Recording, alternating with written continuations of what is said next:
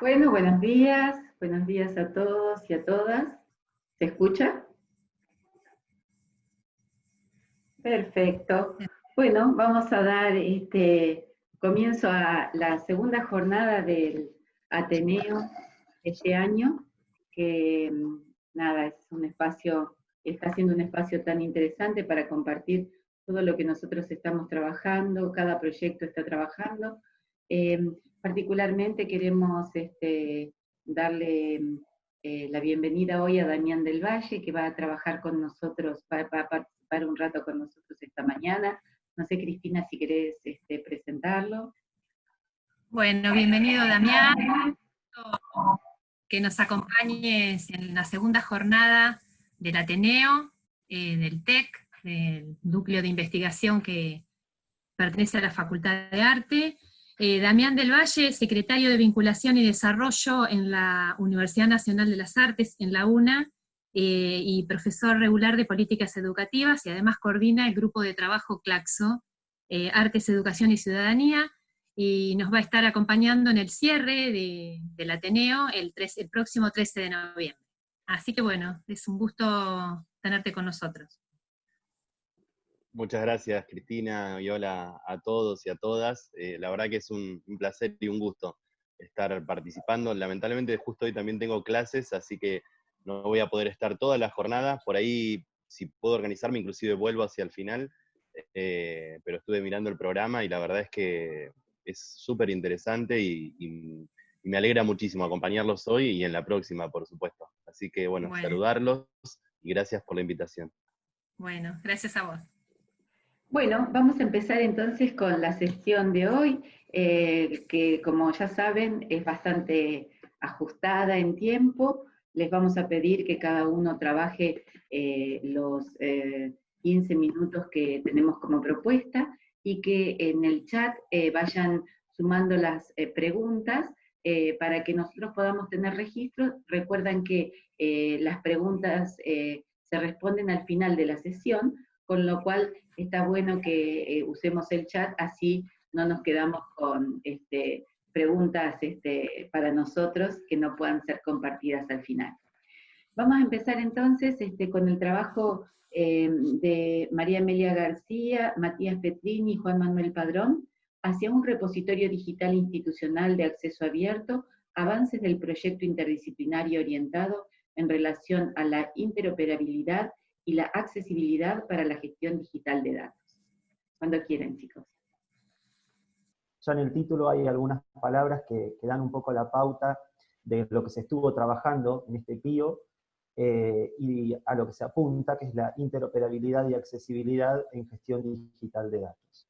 En principio, para poner en contexto, comentar que los proyectos interdisciplinarios orientados, o PIOs, son una convocatoria de la SECAT, que es la Secretaría de Ciencia, Arte y Tecnología de la UNICEN, marcados dentro de lo que es el programa de fortalecimiento de la ciencia y la tecnología que impulsa la SPU, la Secretaría de Políticas Universitarias. Como el título lo indica, son interdisciplinarios, es decir, que involucran a integrantes de diversas unidades académicas o instituciones. En el caso del PIO que vamos a hablar hoy, es el de Memorias y Digitalización de Archivos en ciudades medias bonaerenses, posibilidades en la gestión digital de datos para la investigación social y artística. Y en este PIO están trabajando representantes e integrantes de Facultad de Arte, Facultad de Ciencias Humanas, Facultad de Ciencias Sociales, Facultad de Exactas y la Biblioteca Popular Bernardino Rivadavia. Todas estas instituciones y facultades están trabajando de manera conjunta. El objetivo general de este proyecto, para refrescarlo brevemente y después contar cuáles fueron los avances concretos en cuanto a la investigación, es indagar en qué posibilidades brindan las tecnologías digitales para la gestión de fuentes documentales en la investigación social y artística, tanto como objeto de estudio y medio para la construcción discursiva, hipertextual y multimedial. Es un poco técnico, pero lo que se busca en realidad es la gestión de datos a través de repositorios digitales institucionales de acceso abierto, algo que ha cobrado suma relevancia tanto a nivel nacional como internacional, en el caso de nuestro país, a partir de la sanción de la ley 26.899, que es la ley de repositorios digitales institucionales de acceso abierto, y que implican de por sí un tratamiento y unas necesidades que son multidisciplinarias. El corpus del proyecto con el que se empezó a trabajar es un corpus documental que corresponde al centro sudeste de la provincia de Buenos Aires, principalmente a las localidades de Tandil, Azul y Olavarría, que abarca el siglo XX y comienzos del siglo XXI. En ese sentido se están trabajando con materiales que pertenecen al Centro de Documentación Audiovisual y Biblioteca de la Facultad de Arte, es decir, al CEDAB, con materiales de prensa de la Biblioteca Popular Bernardino Rivadavia, con registros de la radio AM-LU10 de Azul y del periódico o diario Tribuna de Olavarría. El proyecto fue dividido en 5 etapas, de las cuales 3 se pudieron ir concretando, se pudieron ir avanzando en mayor o en menor medida, y 2 están en ejecución actualmente. Cabe destacar que la pandemia impuso algunos frenos en relación a estas 2 etapas que vamos a comentar, las finales, por una cuestión de acceso a los archivos, y bueno, en una primera instancia lo que queremos hablar son de las primeras 3 etapas que han tenido un desarrollo relativo o que se han completado. La etapa 1, que corresponde a capacitación y actualización, principalmente lo que es la actualización y sistematización de conceptos a partir de bibliografía, el ajuste de criterios metodológicos y de trabajo a partir de reuniones, de intercambio y de discusión, más que nada por la interdisciplinaridad que tiene el proyecto, y también se efectuó un relevamiento de los repositorios digitales a nivel nacional para conocer el estado de situación de estos repositorios. No sé si Juan quiere seguir con la etapa 2. Bueno, buenos días a todos. Bueno, esta segunda etapa, un poco para continuar lo que planteaba Matías, tiene que ver con el proceso de catalogización y elaboración de metadatos de las fuentes documentales existentes fundamentalmente en el archivo de la Facultad de Arte, del CEDAR, y del proyecto de la SPU de la Facultad de Ciencias Sociales. Esta etapa estuvo centrada básicamente en delimitar la temática y los periodos históricos de los materiales de archivo con los cuales estábamos trabajando. Después yo voy a desarrollar un poquito mejor esto, ¿sí? Y se inició un proceso de búsqueda de metadatos comunes entre todos esos materiales. Un poquito más adelante voy a contar mejor cómo se dio ese proceso. Manina puede seguir con la etapa siguiente. Bien, ¿cómo les va? ¿Cómo están? La etapa 3 contempla la digitalización y la catalogación de material de prensa que existe en la Biblioteca Rivadavia, en la hemeroteca de la Biblioteca Rivadavia, que tiene gran parte de su material digitalizado y otra parte microfilmado, que fue lo que se hizo en la primera instancia. En este proyecto la biblioteca se sumaba con la intención de digitalizar lo último que queda en soporte papel con respecto a los periódicos tandilenses, que son el periódico Luz y Verdad, el periódico Adelante, Tribuna y el semanario tandilense. Lo que logramos avanzar en esta etapa fue la preparación de este material para la posterior digitalización. En esta preparación, estos periódicos se encuentran encuadernados en su mayoría y en buen estado en su mayoría. Lo que logramos hacer es reacomodarlos, preparándolos para la etapa de la digitalización y reparar aquellas páginas que no estaban en buen estado. La idea es que el material llegue en el mejor estado posible para que sufra el menor deterioro en este proceso de digitalización.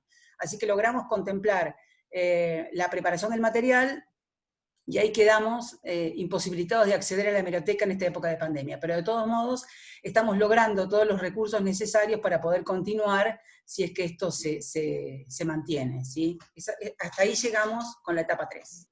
Bueno, y ahora les cuento las últimas 2 etapas, que en realidad son las que menos hemos desarrollado. Se ha empezado a avanzar en la etapa 4, que tiene que ver con el análisis de la accesibilidad y de formatos de visualización de datos, es decir, de encontrar, indagar sobre las posibilidades de obtener un software que nos permita trabajar con los formatos de visualización de esos datos y de realizar la evaluación de las posibilidades que tiene ese software en términos de permitir la accesibilidad, que es lo central que tiene el proyecto, y una última etapa que efectivamente tiene que ver siempre con lo que es el análisis global de lo que significó el proyecto, las conclusiones a las que pudimos llegar, lo que se pudo y lo que no se pudo realizar en todo ese proceso, que en nuestro caso en particular está mediado por toda esta situación, ¿verdad?, de la ASPO y de la posibilidad de acceso a mucho de ese material, el material que está digitalizado, especialmente en nuestra Facultad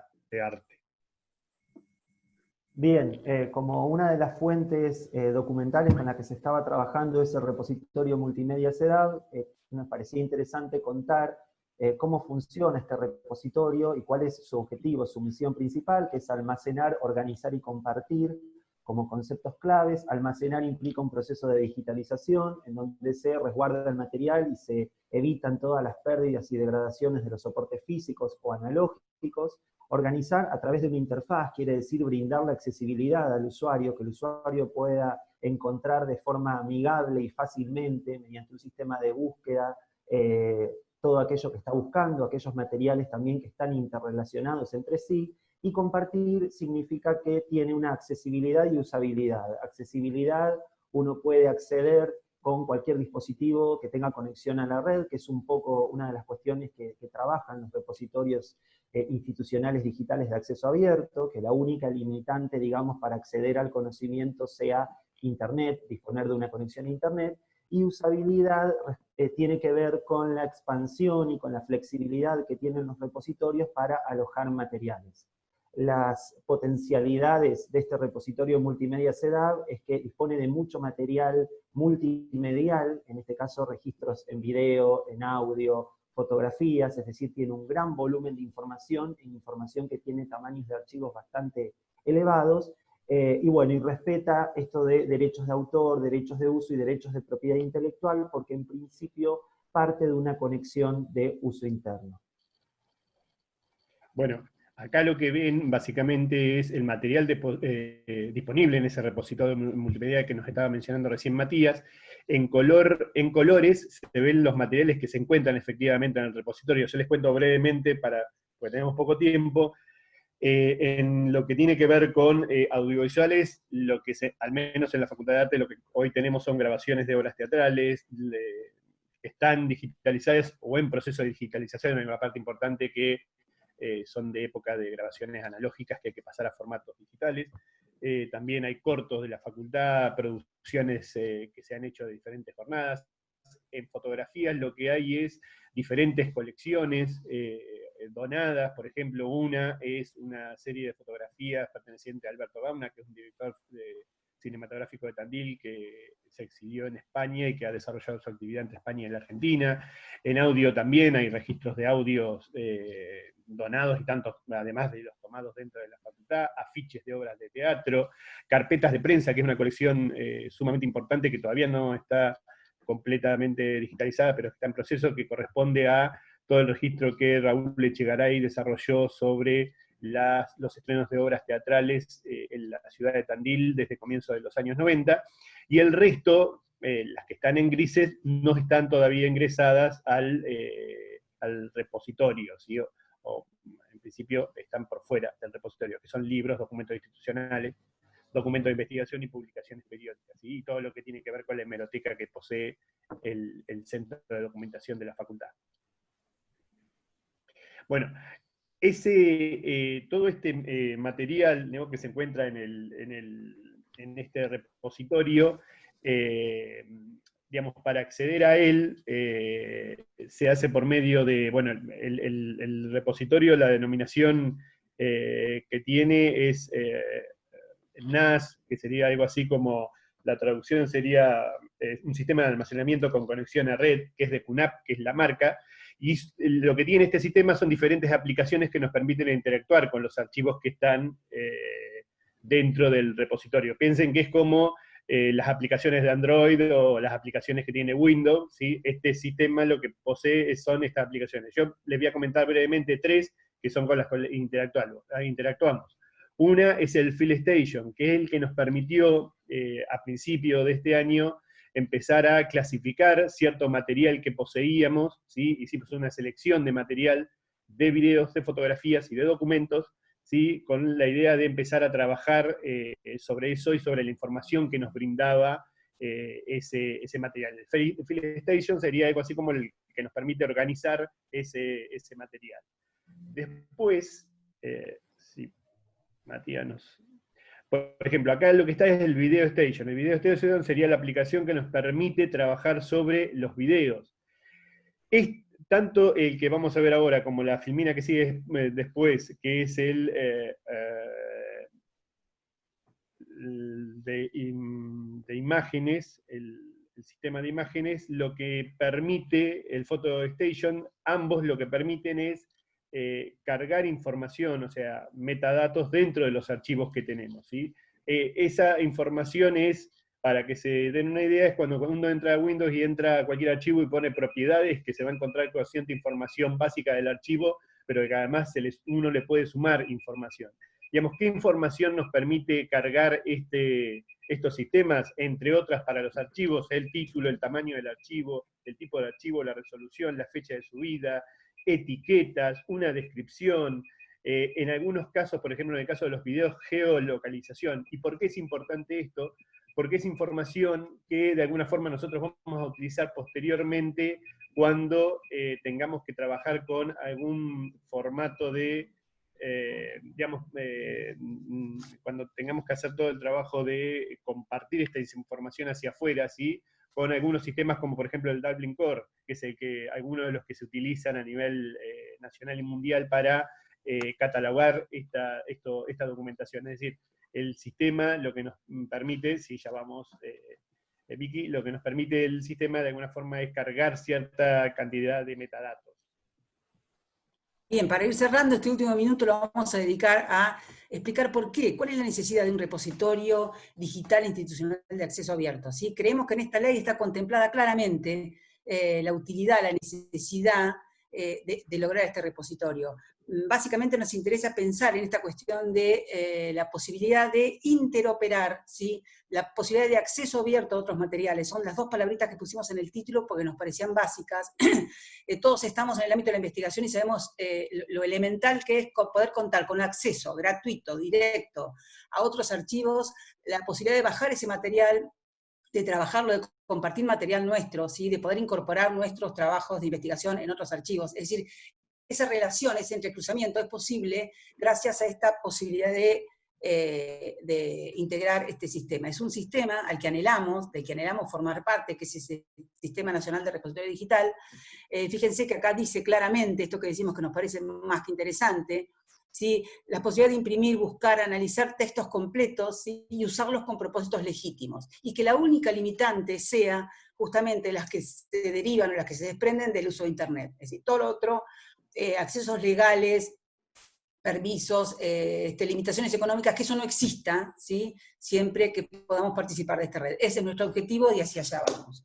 Lo que pudimos hacer brevemente, acá hicimos una especie de resumen de lo que comentamos recién, se logró la planificación, el desarrollo de la primera instancia y todas estas etapas que comentamos. Mati. Bien, para cerrar, lo último es delimitar los materiales que se está pensando trabajar en cada repositorio. El repositorio CEDAW seguiría cubriendo todo lo que se ve en color verde o celeste, que es audiovisual, fotografías, audios, afiches y carpetas de prensa, y el repositorio de acceso abierto contendría toda esta otra parte que son los documentos institucionales, los de investigación, que es como llamamos a las tesis y tesinas de grado y de posgrado, y las publicaciones periódicas, que serían todos los artículos publicados en revistas académicas de la facultad. La idea es que funcionen de manera complementaria y poder seguir manteniendo el repositorio multimedia CEDAW en muchas cuestiones que por derechos necesitamos tener un uso interno, que se puedan ver desde fuera a través de este repositorio de acceso abierto, pero para que finalmente acceder al material sea un uso interno o desde el CEDAW. Eso es todo. Bueno, muchísimas gracias. Acompañamos seguimos con este bloque de archivo, prácticas de documentación y reflexiones metodológicas, y ahora va a exponer Belén Fernández. El título de su exposición es Apropiación tecnológica y repositorios digitales, discusiones teóricas. Hola, ¿qué tal? Buenos días a todos y a todas. Disculpen que entré unos minutos tarde.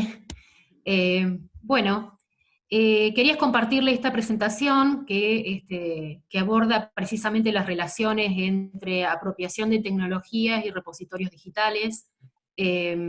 Básicamente apunta a establecer algunos lineamientos teóricos en torno a dos grandes perspectivas teóricas que hoy transitan las tematizaciones sobre las tecnologías de la información y la comunicación, las TIC, y que me parece adecuado el momento para problematizar cuáles son los conceptos claves que requieren cierta discusión, tanto teórica como metodológica y epistémica, en el desarrollo también de metodologías que permitan explorar las posibilidades de las tecnologías en el desarrollo de capacidades de acceso y de gestión de contenidos virtuales. No sé si puedo compartir pantalla.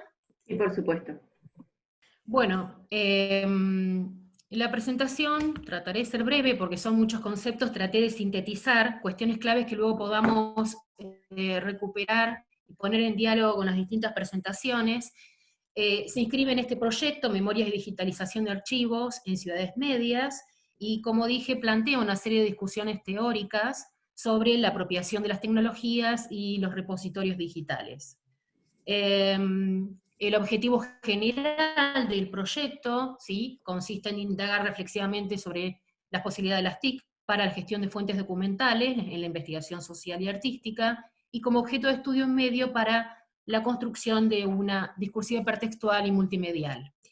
En este sentido, el proyecto responde también a un objetivo específico en el que se inscribe esta presentación, que consiste en analizar cuáles son las posibilidades de las tecnologías en términos de experiencias interactivas, integrativas, hipertextuales, acceso y visualización de contenidos en los repositorios digitales institucionales, en el caso de la UNICEN.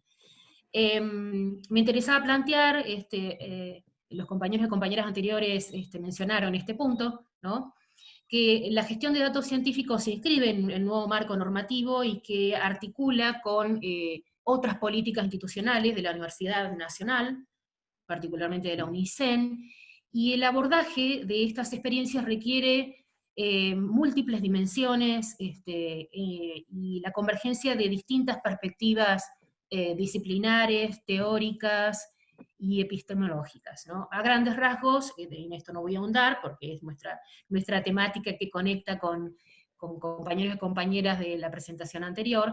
Los repositorios digitales de acceso abierto implican estos espacios virtuales con soporte de datos, ¿sí?, que habilitan la producción, organización, gestión y acceso de contenidos, en este caso vinculados a la investigación social y artística que produce la UNICEN. Este desplazamiento que les comparto acá tiene que ver con mi área de investigación particularmente, y en el marco de la tesis doctoral que defendí el año pasado en la Universidad de La Plata, y que tiene que ver con trabajar este desplazamiento entre las condiciones de acceso material y las experiencias efectivas de apropiación y uso de los contenidos digitales y de las tecnologías interactivas en general, en ciudades de rango medio. Particularmente mi investigación trabajó todo el área de las relaciones entre educación, tecnologías interactivas y construcción de ciudadanía, en el marco de las políticas públicas de inclusión digital, específicamente el programa Conectar Igualdad, y su implementación en instituciones educativas del país. Se trató de una investigación situada que estoy ahora expandiendo, por decirlo así, dadas las particularidades de lo que la antropología urbana y en el marco de nuestro proyecto situado en la FAXO, el PROENCOMSI, entiende como ciudades de rango medio, es decir, ciudades particularmente como Olavarría, Tandil y Azul. A modo de recorte, y tal como consigna el título, la idea es plantear algunas discusiones teóricas que me parece que es interesante, como dije, recorrer para evaluar cuáles son sus potencialidades, pero también sus puntos críticos, especialmente en el caso de la llamada ecología de los medios, que podríamos decir en el marco de los estudios de la comunicación y la cultura, que tiende a ser la perspectiva que ha hegemonizado los procesos de tematización, de investigación empírica y reflexión teórica sobre las tecnologías interactivas en sus muy diversos usos, como es el caso de el acceso y uso de los repositorios digitales institucionales. La segunda perspectiva, que podríamos decir discute la larga hegemonía de la ecología de los medios, tiene que ver con la apropiación de tecnologías, es en el enfoque en el que trabajo, y espero poder compartir en este escaso tiempo algunos conceptos claves que hacen tanto a la comprensión de las prácticas interactivas, como asimismo algunas cuestiones que hacen al marco teórico y epistemológico que comprende este vasto campo de investigación y de gestión que son las tecnologías digitales. Señalo acá un par de contradicciones, porque me interesaría luego en la conversación recuperarlas, porque me parece que son transversales, probablemente de todas las presentaciones que conciernen al uso de la tecnología, y que hace a que, digamos, la tecnología, además de ser un campo de disputa teórica, donde emergen distintas corrientes teóricas, yo seleccioné estas dos, pero por supuesto hay otras, y que no se pueden examinar tampoco en términos opositivos. Precisamente los estudios culturales discuten estos binarismos de bases que oponen distintas posiciones teóricas y las categorías que se desprenden de esas tradiciones teóricas, ¿no? Pero las contradicciones que quería marcar, yo sinteticé dos, tienen que ver con el contexto actual, es decir, por un lado, un contexto de aceleración de la digitalización en la vida cotidiana, esto es en las diversas áreas de la vida social, como la educación, la política, la economía, el arte, la cultura en sentido general, frente al impacto de las tecnologías de la información y de la comunicación en el contexto de pandemia. Por supuesto, requiere cierta actualización, especialmente porque, como nos sucede en esta instancia, todos los procesos vinculados a la educación, como los ligados también al entretenimiento y a la comunicación, están atravesados fuertemente por una virtualización obligada, ¿no? De manera que hay todo un área de investigación que renueva las discusiones en torno a varios temas, pero centralmente la educación, es decir, cuáles son las posibilidades y las limitaciones de la educación virtual en procesos de escolarización en todos los niveles, y también, digamos, el aspecto político. Y acá ya hay un posicionamiento claro que ya han notado, que tiene que ver con que la perspectiva de la apropiación de tecnologías permite dar cuenta de un pronunciamiento político en torno a Internet y el acceso digital como servicios públicos y derechos humanos. Cuestión que va en consistencia con los distintos pronunciamientos de las redes internacionales de apropiación de tecnología, con la Organización Nacional, la Organización de Naciones Unidas, y por supuesto el reciente decreto del Estado Nacional, el 690/20, que declara firmemente a Internet y la conectividad como servicios públicos esenciales y estratégicos. La contradicción que quiero marcar es que ante este panorama, ante la enorme preponderancia cultural, política, académica y política del acceso digital, nos enfrentamos a la pronunciación de una situación que incluso en términos teóricos creíamos saldada. Quiero decir, la retórica de la brecha digital viene de larga data, ¿no? Los estudios sobre las teorías de la comunicación lo ubicamos en 2003, la primera cumbre sobre la sociedad de la información, y ya se hablaba en 2003, ¿no?, de la brecha digital, es decir, el compromiso político que debían asumir los países y las universidades y las organizaciones para atender a atenuar los efectos de la brecha digital, es decir, el acceso diferencial a las posibilidades de Internet y de las tecnologías en general, como de las posibilidades culturales, políticas y educativas que esas tecnologías entrañan, ¿no? Es decir, no se trata solamente de una cuestión de acceso material a los dispositivos y a los contenidos que se producen, sino una apropiación crítica y creativa de esos contenidos o de esos materiales digitales. En tiempos del ASPO, como sabemos, esas diferencias en el acceso digital se han pronunciado enormemente y tienden a agravar otras desigualdades de tipo económico y educativo, ¿no? Entonces la gran importancia de la brecha digital, digamos, consiste en el hecho de que tiende a agravar esas desigualdades preexistentes, ¿no? Tanto de orden digital como socioeconómica y cultural, ¿sí? Bueno, voy a tratar de ir un poco más rápido. Este es el concepto clave del que se desprende la ecología de los medios, la media ecology, que es la perspectiva norteamericana, ¿sí? Surgida en los años 60, ¿sí? Especialmente por Marshall McLuhan. Es interesante este planteo porque una de las condiciones de autoridad científica, podríamos decir, de la ecología de los medios radica en su enorme novedad teórica, es decir, se plantea como una propuesta novedosa, especialmente en América Latina.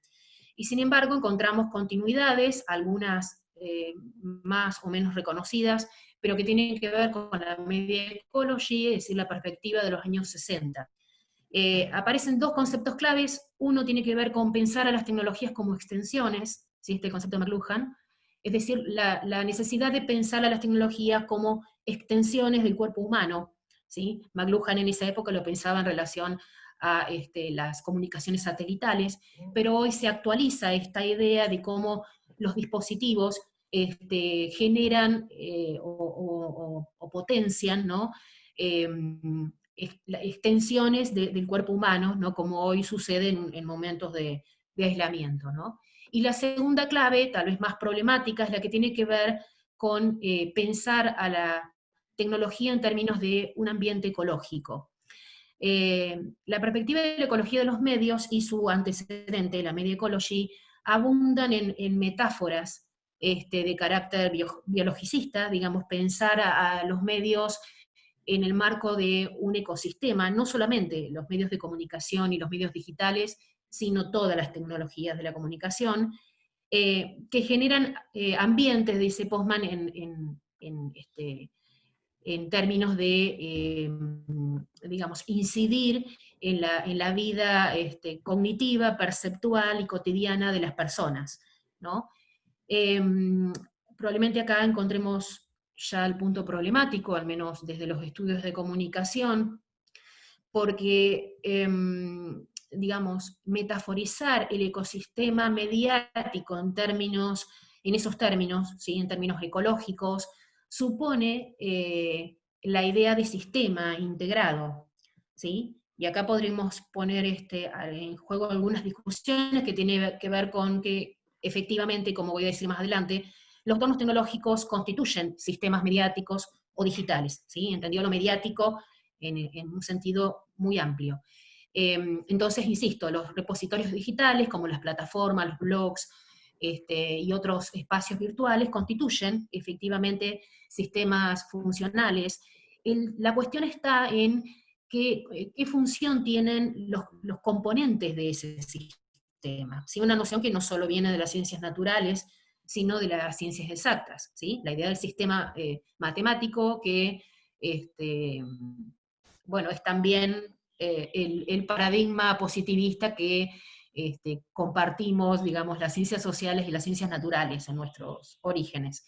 Entonces, hay como dos puntos críticos que quiero destacar acá para retomarlos luego más rápidamente, que tiene que ver con la integración funcional al sistema de los distintos componentes de ese sistema, sean medios, lenguajes, conocimientos y sujetos, y adaptarse funcionalmente a sus cambios, ¿sí? Algunos conceptos claves que voy a pasar más rápidamente para no detenerme todo, ¿sí? La idea de convergencia digital y las remediaciones, la noción de convergencia digital, que no es propiamente la ecología de los medios, pero que más recientemente ha sido recuperada, en el concepto de Jenkins, y la idea de las remediaciones en el sentido de que los medios tienden a contaminarse entre sí, es decir, hibridarse, ¿sí? La cuestión de la experiencia digital o interactiva comporta esta idea de que los medios, los saberes, los lenguajes que habitan ese entorno tecnológico, supone cierta contaminación o hibridación de medios, con lo cual, de algún modo, la ecología de los medios, digamos, supera la idea evolucionista de los orígenes, ¿no? De los fundadores, en este sentido, ¿sí? Perdón, estoy quedando sin batería. Recupero aquí el concepto de mediaciones tecnológicas, ¿sí? De Jesús Martín Barbero, que es un referente central de los estudios culturales en América Latina, a partir de su noción medular y más amplia de tecnologías culturales, y donde, digamos, en sus acercamientos a la ecología de los medios, redefine, digamos, la idea del ecosistema mediático o el ecosistema digital como esta oposición, ¿no?, ligada a una revolución digital entre lo viejo y lo nuevo, ¿no? Cuestión que parecía ya superada. La noción de mediaciones ha sido redefinida en términos de hipermediaciones y de narrativas transmedia en los dos libros consecutivos de el argentino Carlos Scolari, ¿sí?, de 2008 y 2018. Particularmente en narrativa transmedia, Scolari hace todo un recorrido, una historización del concepto de hipermediaciones, donde comprende la idea del ecosistema mediático ligado a los lenguajes hipertextuales, es decir, el concepto que Discúlpame, Belén, nuclea. Sí. deberías ir cerrando. Ah, bueno, bien, entonces, lo que venía planteando, digamos, la idea pone, digamos, conduce, en mis términos, a algunas limitaciones que la ecología de los medios presenta, entre ellas la falta de reflexividad epistemológica, la debilidad teórica y tal vez lo más severo, que es la despolitización de los efectos de la tecnología, ¿sí? Paso muy rápidamente a la al segundo modelo, en términos de apropiación de tecnologías, que comprende, digamos, la red como servicio público y el acceso universal como derecho humano. Este es el pronunciamiento de la Red Internacional de Apropiación de Tecnologías y el grupo de trabajo de Claxo, que recientemente, en tiempos del ASPO, ha hecho un pronunciamiento muy explícito respecto de las características y condiciones de acceso y uso de las tecnologías. Bueno, y voy cerrando, si me dan un minuto. El concepto de apropiación de tecnologías, ¿sí?, que implica este conjunto de prácticas que los sujetos, habiendo realizado una elucidación de sus determinaciones económicas, que le imponen los objetos tecnológicos, expresan en el uso competente de esos objetos, ¿sí?, una utilización creativa en proyectos crecientes de autonomía individual y colectiva.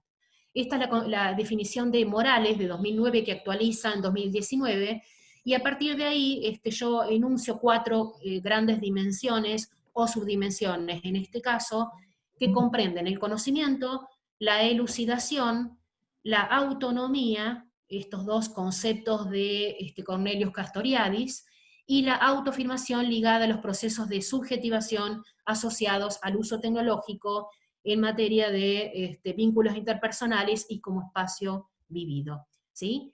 Los repositorios digitales implican entonces entornos digitales, además de sistemas, y requieren cierta problematización en torno a las oportunidades de innovación que proponen en un contexto de concentración económica que ya anticipé. Bueno, y para cerrar, y gracias por el tiempo, algunos apuntes: comprender las tecnologías interactivas como vitales componentes de los entornos tecnológicos, implicando poder pensar este desplazamiento de los dispositivos a las experiencias de apropiación de los sujetos. ¿Quiénes son esos sujetos? Aquellos capaces de elucidar sus condiciones materiales y simbólicas de acceso, En este sentido, volviendo a nuestro tema de los repositorios digitales, la posibilidad de pensar los procesos de producción de contenido, de gestión, almacenamiento y apropiación de los usuarios, implica también ratificar el proceso democratizador de la universidad pública en términos de acceso al conocimiento y en proyectos más amplios ligados al desarrollo. Bueno, muchas gracias. Bueno, muchísimas gracias. Vamos a escuchar entonces el siguiente trabajo de Karen Enyan, nunca sé si lo pronuncio bien, perdón. Emblematización local y vernacularización de la cultura en ciudades bonaerenses de rango medio. Bueno, buen día a todos y gracias Vicky por la presentación. Bueno, antes me voy a presentar. Yo soy antropóloga, soy de Azul, y este año obtuve una beca doctoral del CONICET para desarrollar el doctorado en antropología de la UBA con desempeño en el TEC. Les voy a contar en principio cuál es el antecedente de mi proyecto doctoral y en qué he venido trabajando hasta ahora.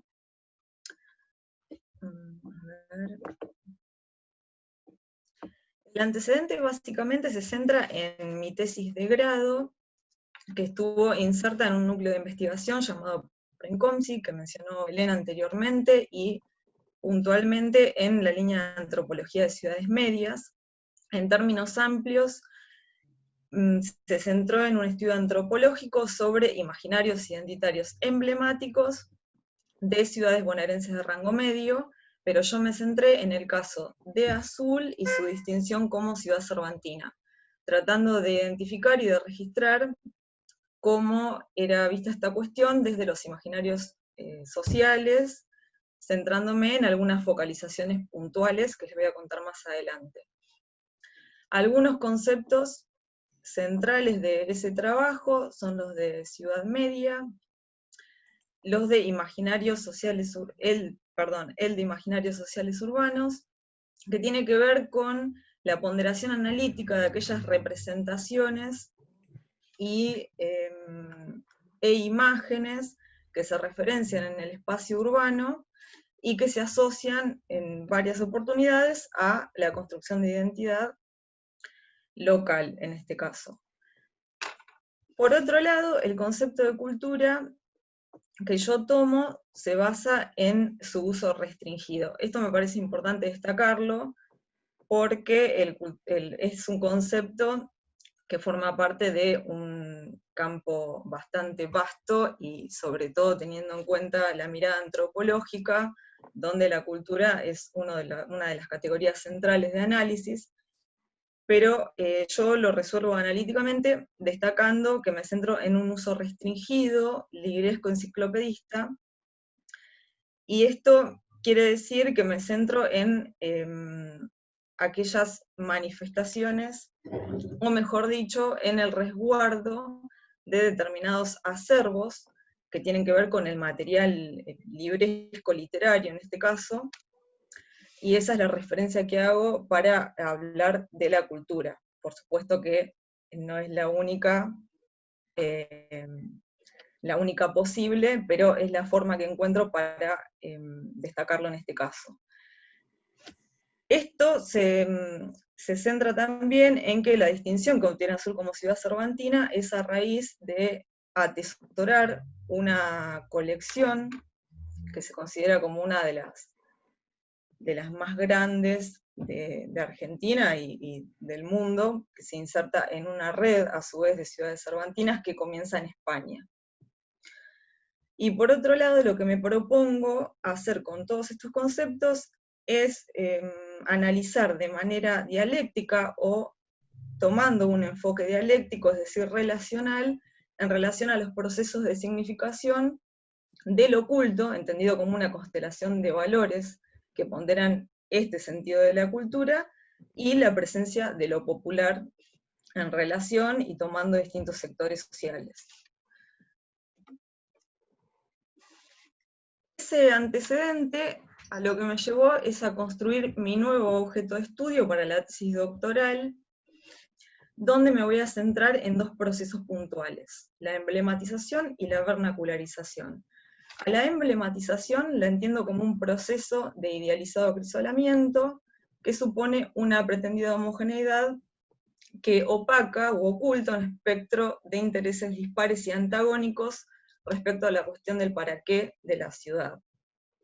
Y la vernacularización, por ahora, la voy a definir como un proceso de apropiación cultural nativo para identificar aquellas formas no institucionalizadas, informales o populares de los emblemas, es decir, cómo se significa desde la mirada nativa o de los actores esta invocación hegemónica que se hace de la cultura referenciada en los bagajes enciclopedistas. Algunos de los antecedentes teóricos que tomo sobre la noción de lo vernacular provienen de la escuela antropológica clásica, como por ejemplo el aporte de Clifford Geertz.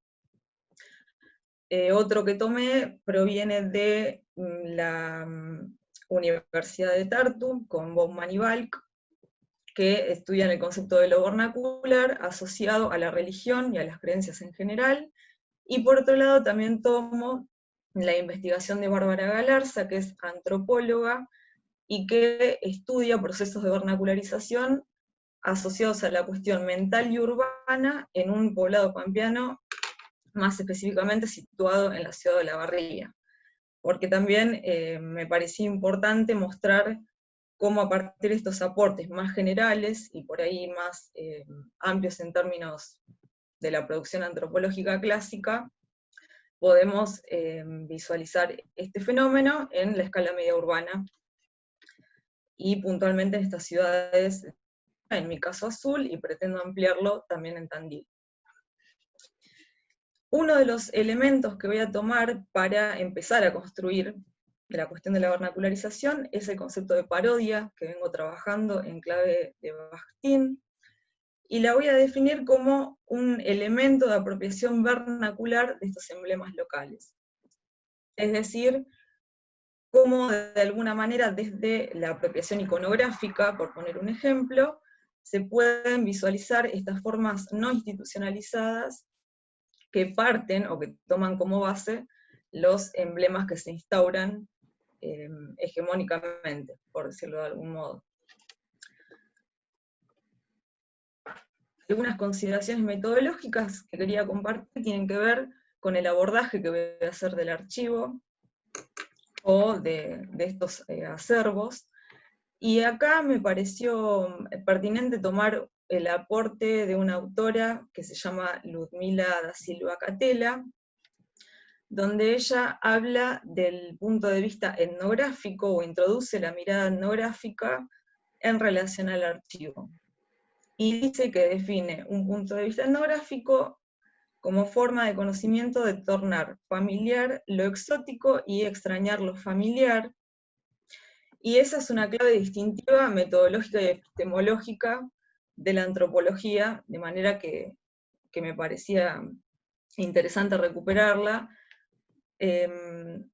como para mostrar que mi abordaje no pretende ser solo del archivo como un ente físico o solamente de consulta de lo que se puede ver a través de los grandes diarios o el material de una hemeroteca, por ejemplo, sino de poder también registrar y ponderar analíticamente cuáles son las significaciones que construyen las personas que se encargan del mantenimiento y del resguardo de ese mismo material, cuáles son las significaciones y los sentidos que le otorgan a ese resguardo. Y ahí también adquiere protagonismo la ponderación analítica de la perspectiva nativa para reconstruir lo que voy a definir en términos de sistemas vernaculares. Con perspectiva nativa hago referencia a la perspectiva de los actores sociales, también cómo se hace desde el enfoque etnográfico. Y la focalización empírica en la que estoy pensando, que es tentativa, son instituciones de resguardo enciclopédico o de perfil museístico. Hasta ahora no pude realizar trabajo de campo por estas circunstancias, pero estoy pensando como una posibilidad el Museo del Fuerte de Tandil, y bueno, si quisieran darme alguna otra sugerencia o lugar que se les ocurra, me pareció interesante en la primera exposición también, la hemeroteca de la Biblioteca Rivadavia, creo que podría ser una buena opción. En este momento, lamentablemente no estoy en Tandil todavía, pero bueno, quería comentarlo porque quizás haya alguna sugerencia, será más que bienvenida de alguno de estos espacios. Y acá, como para ir cerrando, voy a mostrarle algunas imágenes para ilustrar dónde focalicé mi trabajo de campo. En azul, la primera y la tercera corresponden a la Casa Ronco, que es una biblioteca-museo que atesora la colección cervantina y también la martinfierrista, que son las dos puestas en ponderación institucional al momento de presentarse Azul como una ciudad cervantina. Y la segunda es para mostrar en términos generales parte de la gráfica con la que se difunde esta cuestión de lo cervantino, es la fachada del Teatro Español, que no se alcanza a ver muy bien.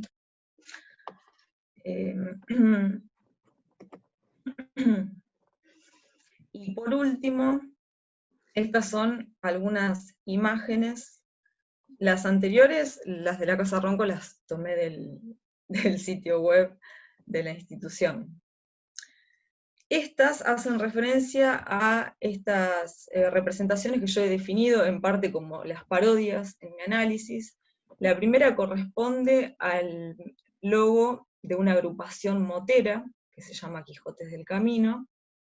Y bueno, ahí se puede ver un poco la apropiación desde el rasgo caricaturesco y del Quijote representado con estas prácticas que son totalmente distintas a las enciclopédicas.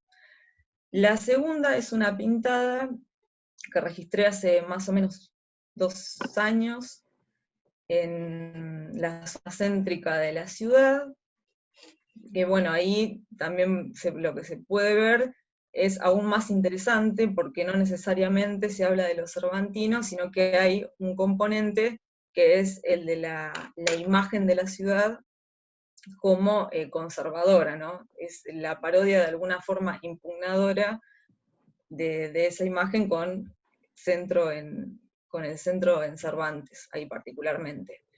Y la última es una foto que le tomé a una empleada de una cafetería, en donde había determinados días que utilizaban delantales con las principales figuras de la obra cervantina. Ahí podemos ver un Quijotito pescando. Y bueno, básicamente eso era lo que quería compartirles. Estoy recién comenzando con la construcción, bueno, con la construcción del objeto y también pensando en estas posibilidades, que es lo que más me preocupaba, sobre dónde hacer trabajo de campo y tratar de ampliarlo en la ciudad de Tandil. Así que bueno, muchas gracias y eso es todo. Bueno, muchísimas gracias, Karen. Ahí ya en el chat, la Biblioteca Rivadavia dice que te espera. Ah, bueno, buenísimo, buenísimo. Ya tenés la primera oferta. Genial. Bueno, vamos a dar continuidad. ¿Querés seguir, Cristina? Bueno, Gracias. seguimos con artes audiovisuales, filosofía y sociedad, primera parte. Vamos a escuchar a Daniel Giacomelli con su trabajo Liderazgo y Sometimiento, El jefe, de 1958, de Fernando Ayala, como alegoría histórica. Bueno, te escuchamos, Daniel. Bueno, buen día a todos. Yo voy a hablar un poco de algo que vengo trabajando dentro de... ¿Se escucha ahí? ¿Se escucha bien? Sí, perfecto. Sí. Bueno, no me preocupo. Algo que vengo trabajando dentro de mi proyecto de doctorado, que es parte de las películas que conformaron desde 1942 hasta 1969 un cine negro local, ¿no? Y bueno, El jefe, de Fernando Ayala, como dice el título, forma parte de una serie de películas que fueron hechas después de la caída del peronismo, con la dictadura militar que tuvo lugar después de la Revolución Libertadora, y que se conforman como críticas al régimen depuesto, ¿no? Entre esas películas están Después del silencio, Los torturados, Detrás de un largo muro y El jefe, ¿no? Pero El jefe tiene la particularidad de que, a diferencia de las otras películas, no hace alusión directa, ninguna en realidad hace alusión directa de las otras películas, ¿no? Pero El jefe lo hace a través de la alegoría. Presenta un sistema de personajes que son organizados detrás de un líder autoritario, un grupo en realidad de timadores, son estafadores de este grupo, pero que se organizan detrás de este líder autoritario que está constantemente poniéndolos a prueba a través de engaños y de confrontarlos entre ellos para dar cuenta de su lealtad, ¿no?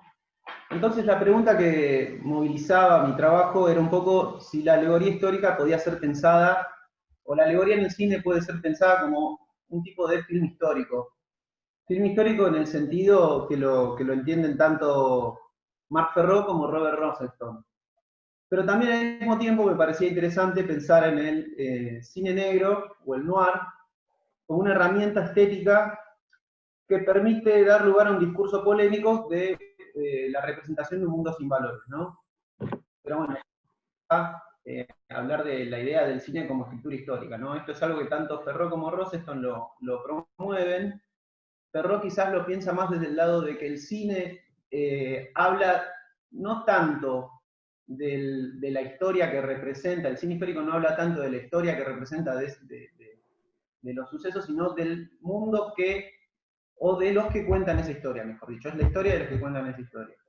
Rosenstone va un poco más allá y piensa que la escritura cinematográfica, a través de ciertas metáforas, presenta algunas verdades históricas, sin dejar de pensar, obviamente, en quién las enuncia, pero es una escritura histórica. No una escritura histórica convencional, ¿no? Sino una escritura histórica con los propios códigos del cine. En su investigación, Rosenstone no avanza mucho en eso, pero parece interesante quizás tener en cuenta ciertos aspectos formales del cine que permiten dar cuenta de una escritura histórica, ¿no? Y así es que este tipo de pensamientos acerca del cine como escritura histórica se enmarcan en lo que después de la década del 70 se planteó como parte del giro lingüístico, ¿no? De un giro de la historia, mejor dicho, la historiografía, que piensa como una crítica postmodernista tratar de superar las ideas de lo material, de lo social, de la idea de clase, pero lo que propone Joyce, un historiador, Patrick Joyce, es no perder de vista la acción y estructura, la idea de acción y estructura, que implica que producir lo social significa producir significado, ¿no? Entonces lo que dice Patrick Joyce es que es necesario producir un giro material en la historia para poder volver a lo social. En ese sentido, las actividades procesuales, como la narrativa y la creatividad, entre ellas obviamente se enmarcaría el cine, permitirían dar cuenta de este giro material, ¿no? Y otro historiador que también tiene en cuenta el giro lingüístico como para hablar de las posibilidades que permite hoy día la historia es William Sewell. William Sewell, a partir de una crítica a la noción de Derrida, que plantea que la realidad es interpretable como texto, propone superarlo a partir de la noción de Wittgenstein de juegos de lenguaje, pero él lo redefine como prácticas semióticas. Las prácticas semióticas serían todos en vez de pensar como un lenguaje cualquier tipo de evento o de interacción dentro de lo social, las prácticas semióticas serían quizás aquellos aspectos que no se pueden traducir a un lenguaje, a un texto, sino que tienen lugar en la realidad y que forman parte de todo suceso, ¿no? En la historia. Entonces la idea es pensar al cine como una práctica semiótica porque están involucradas en la producción, tanto el mercado, como el Estado, como el autor. Esto es algo que lo plantea Ferró en su texto, ¿no? Y ahí hay claramente una fuerza de lo material, ¿no? Importa lo material. Entonces, el cine podría ser pensado como parte de un giro material que supere esta propuesta del giro lingüístico, ¿no? Rosenstone, por su parte, en su trabajo lo que piensa es pensar la representación de la historia a través de las imágenes visuales y del cine, ¿no? Esto es algo que Hayden White lo pensaba como la historiofotía. Y eso lo que le permitiría es deducir la teoría de la práctica, ¿no? Esto es algo que lo plantean muchos estos historiadores que son posteriores al giro lingüístico. En cuanto a la alegoría, Ana Laura Lusnich, hablando de películas que tienen lugar o que fueron producidas a finales de los 70 y durante la década del 80, la piensa como una estrategia política y encuentra antecedentes en la década del 50, en el cine de Leopoldo Torre Nilsson, en la generación del 60, en el Grupo de los Cinco, y en varias películas de la vanguardia estética y política de finales de los 60 hasta el 76, ¿no? Y en ese sentido, el jefe, si bien su propuesta política es muy distinta, difiere muchísimo de lo que hicieron estos realizadores de la vanguardia estética y política de los 70 y de parte de los 80, anticipa esas estrategias, ¿no? Estéticas, o herramientas estéticas como para dar lugar a un discurso polémico, ¿no? Obviamente parado desde de otra ideología, desde otra postura ideológica.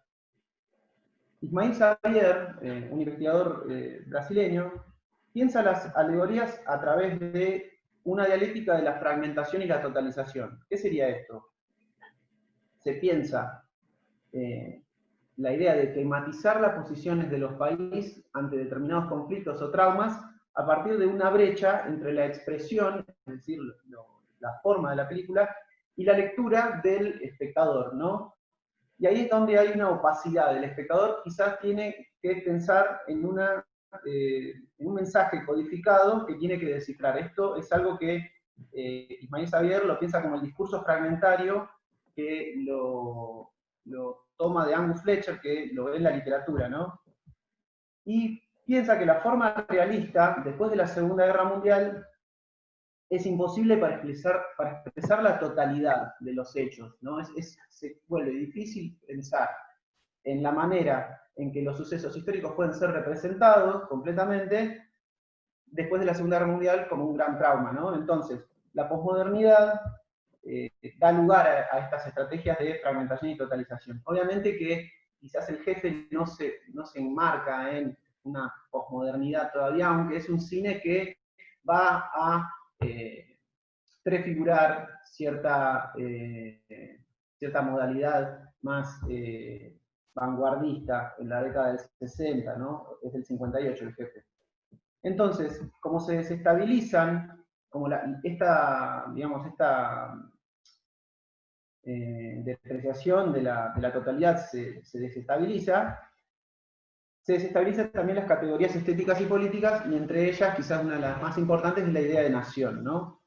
Y el jefe lo que hace es tratar de intentar dar sentido a la experiencia nacional del periodo anterior, ¿no? Del peronismo, desde el 45 hasta el 55, como el trauma del autoritarismo, ¿no? Obviamente esta es una postura que proviene del sector desde el cual tanto Fernando Ayala como David Viñas provienen, que David Viñas como autor de la novela corta en la que está basada, ¿no? Del relato original, que es la intelectualidad universitaria, ¿no? Y la burguesía. Pero bueno, también me pareció interesante hablar de cómo el cine negro o el noir permite hacer esto. ¿Por qué? Vamos a un poco como a referirnos a la idea de la estructura narrativa del noir, ¿no? El noir presenta a un protagonista masculino generalmente, la mayoría de las veces de mediana edad, que es un hombre débil, weak guy se llama en la estructura, que en una escena primitiva se encuentra generalmente, o en la versión primaria del noir, con una idea de un mundo ideal que le permitiría escapar a lo anodino, a lo aburrido, a un mundo no satisfactorio que se representa la mujer fatal. En el segundo cine negro, que me parece que es más el que se enmarca el jefe, la mujer fatal no existe. Sin embargo, lo que encuentro yo en el jefe es que se invierte la figura de la femme fatal por un hombre fatal que viene a ser este líder, Berger, que es el que captura de alguna manera, los seduce a los miembros de este grupo, y que lo lleva obviamente a una perdición, que es lo que sucede en la estructura narrativa del cine negro, ¿no? Pero bueno, el segundo cine negro, que en Hollywood tiene lugar más o menos hacia finales de los 40, tiene la ausencia quizás de la escena primitiva y da lugar eso a dos posibilidades, ¿no? En la estructura. Por un lado, está que la entrada a este mundo corrompido, o que tiene una ausencia de valores, tiene lugar gracias a una perturbación interior del personaje, hay una adaptación. Eso sucede con Marcelo, el protagonista de la película, ¿no? O también por la convergencia de acontecimientos fortuitos. Pero en realidad es la primera variante la que tiene lugar. Pero ¿por qué pasa esto en Hollywood? Porque hay una suerte de discursividad alegórica en el segundo cine negro, que tiene que ver con los temores y angustias que produjo la persecución política en Hollywood después de la Segunda Guerra Mundial, pero que ya venía de antes, por un cierto activismo político que tuvieron varios miembros del gremio de escritores y algunos realizadores que se presentaban en marchas en contra del fascismo, pero bueno, después de la Segunda Guerra Mundial y antes del inicio, o en los albores de la Guerra Fría, con el miedo al comunismo, una de las comisiones, que es el Comité del Congreso de Acciones Anticomunistas, comienza a perseguir a los miembros de Hollywood, y eso da lugar a una suerte de película, una serie de películas que se considera cine gris, ¿no? Entonces, en ese sentido, el cine negro no solo es un género innovador en Hollywood, sino que también funciona como una herramienta estética para hablar de un mundo que está cargado de sufrimiento y angustia. Voy a compartir un poco la pantalla para pasar la película mientras comento algunos aspectos. Si se puede. ¿Se ve ahí? Ahí, perfecto. Genial. Bueno, la voy a dejar bajito. Mientras tanto, hablo un poco. El jefe, como yo les decía, se enmarca en un periodo que es el fin del cine clásico de géneros tradicionales, ¿no? Y que presenta quizás una faceta más autoral, si uno quiere, a partir de la idea de fisura, que esto lo plantea Claudio España. ¿Se ve ahí todavía? Sí, perfecto.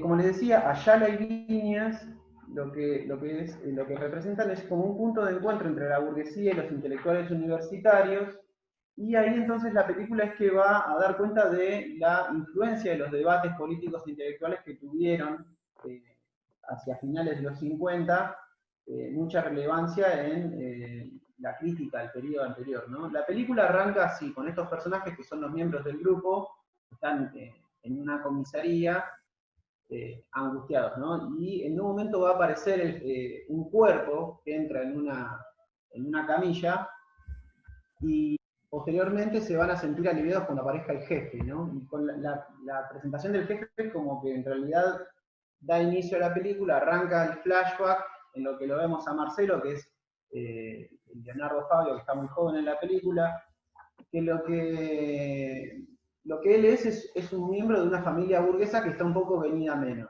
Y se va a dejar seducir por este jefe, que es Berger, que de alguna manera lo que hace es juntar hombres jóvenes y musculosos. En la película aparece muchísimo la cuestión, no solo de la masculinidad, sino también de cierta dicotomía de lo oculto y de lo popular, ¿no?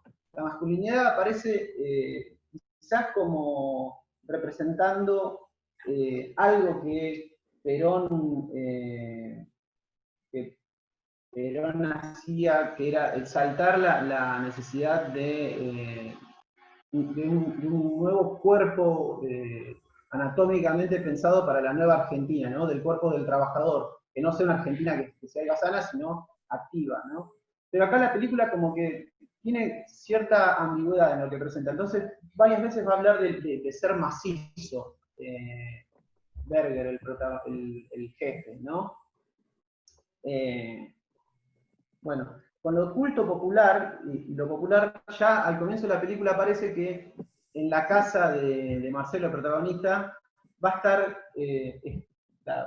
digamos, él, mientras está durmiendo más o menos al mediodía, pasa un auto afuera con la canción Por 4 días locos de Alberto Castillo, y el padre de él como que se enoja por esto, porque no le gusta, y él dice, bueno, pero esto es lo que está de moda, si no te gusta es porque sos un viejo, la juventud es otra cosa, ¿no? Pero bueno, volviendo a lo de la masculinidad, en un momento de la película, Berger es preguntado por el protagonista, por Marcelo, por qué pronuncia su apellido a la alemana, es esta pronunciación Berger, en vez de a lo francés, que es Berger, ¿no? Y dice obviamente que es más macizo y menos afeminado.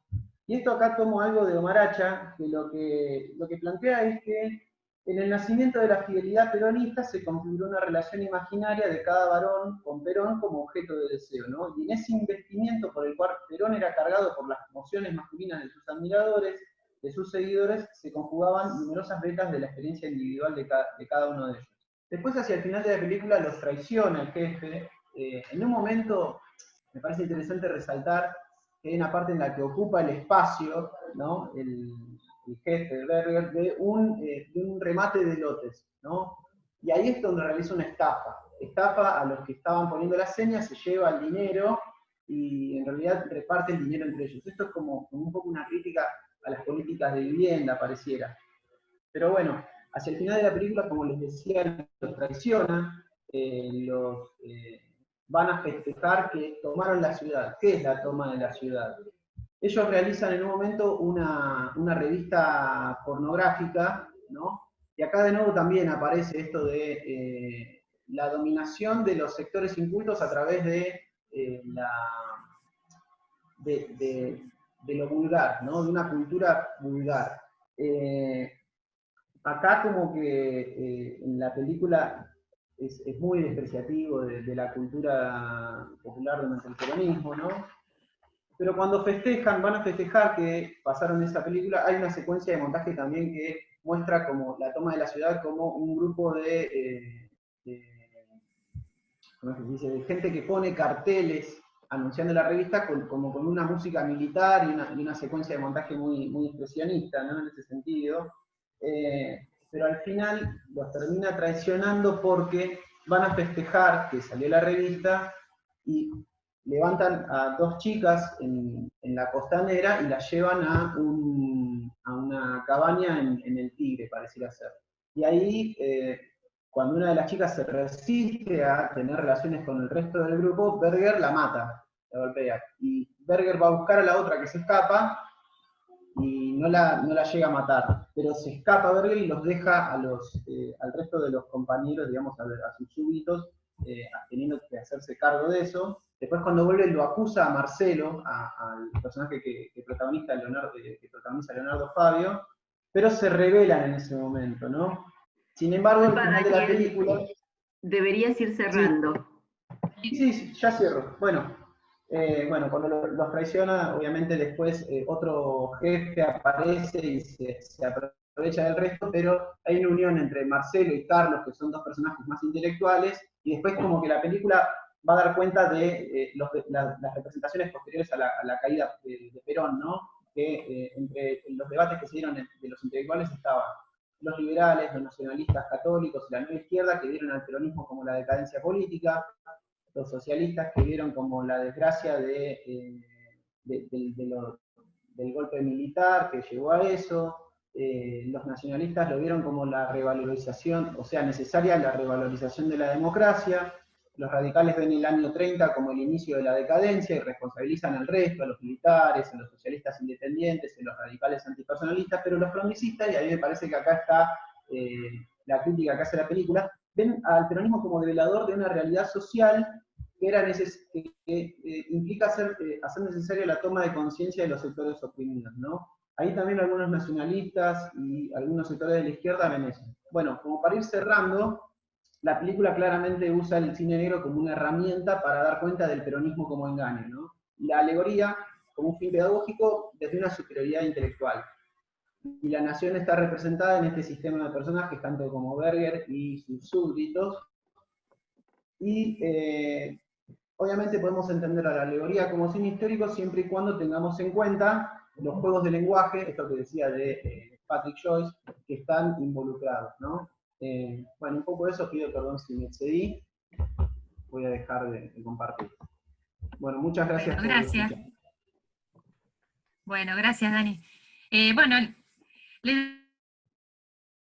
la segunda jornada a Nicolás Brothorser, que va a presentar su trabajo titulado El muerto, como ocasión para pensar el problema del destino. Bueno, te escuchamos, Nicolás. Bueno, gracias. Buen día a todos.